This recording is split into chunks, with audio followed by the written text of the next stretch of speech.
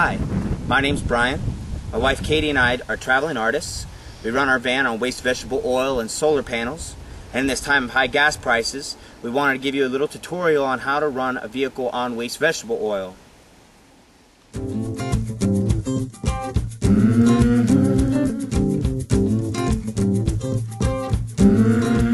So, first things first, in order to be able to run on waste vegetable oil, you need to have a diesel engine.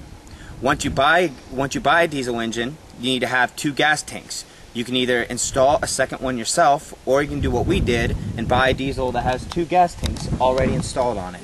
Try to find a way. Been trying to find the truth. Been searching on my days. Once you get a vehicle with 2 gas tanks, the next thing you have to do is install a vegetable oil filter. After you install the vegetable oil filter, then you install a heating component that heats up the vegetable oil before it goes to the fuel injectors. Seen people come and go. People singing at the shore. But when what you mean to me. Alright, so now your vehicle is ready to run on waste vegetable oil. The next step is to go in and find a local restaurant that has fryers. Go in, you ask the manager or you ask anybody who's available, and when we go in there, we say something really simple. We say, "Hi, my name's Brian. My wife Katie and I travel around in a van that runs on waste vegetable oil. Do you mind if we take 5, 10, or 15 gallons of grease from your grease containers back there?" They'll say yes, or they'll say no. If they say yes, go and collect.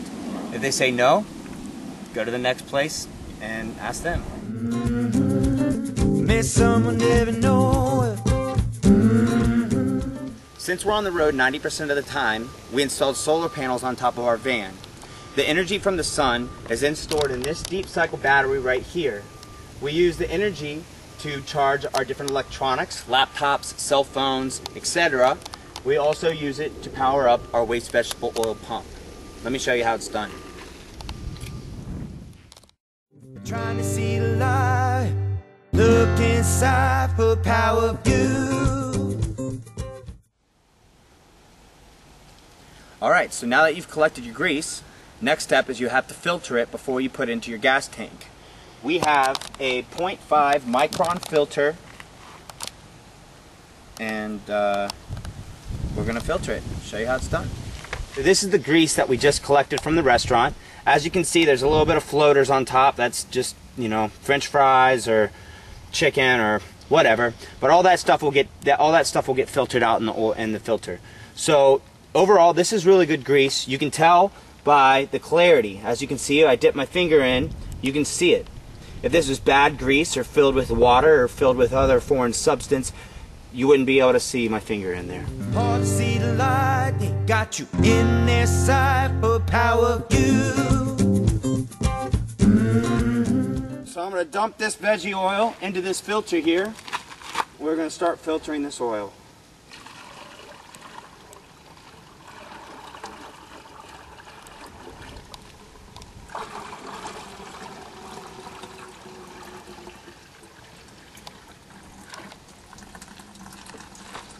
Go around the other side here.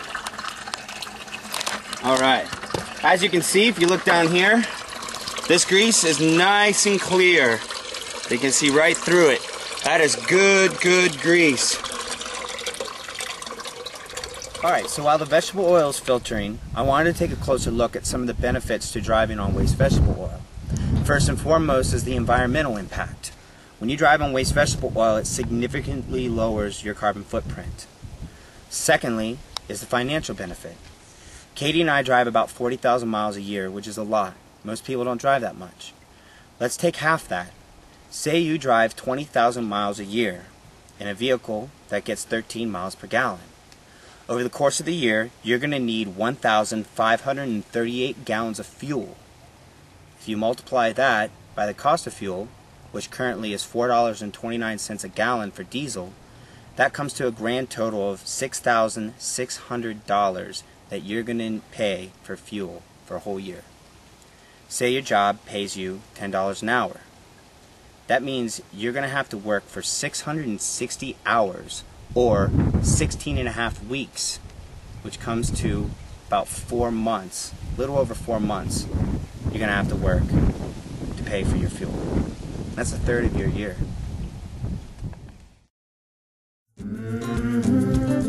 When how's supposed to be, yeah.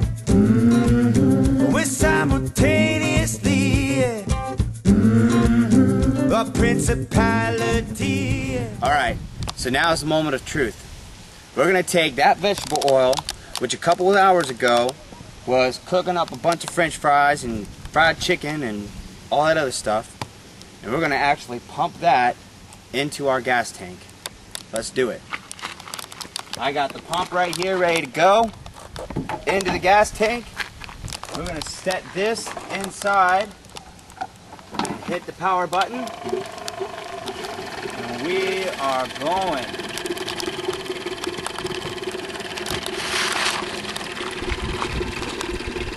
I don't know if you can see. Oh, yep, there it is. It's going in. So yesterday we pumped in 10 gallons of fuel, which 10 gallons of fuel at $4.29 is obviously about $42. Add this other 5 gallons that we're just putting in, that's a total of $64.35 that we did not pay to the gas man.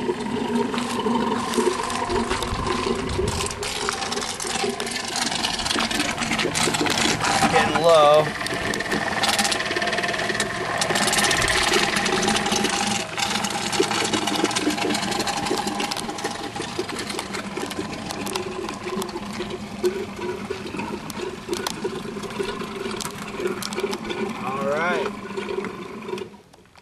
Trying to see the light, look inside for power view. Alright, so we got fuel in the tank. We're ready to go. See you next time.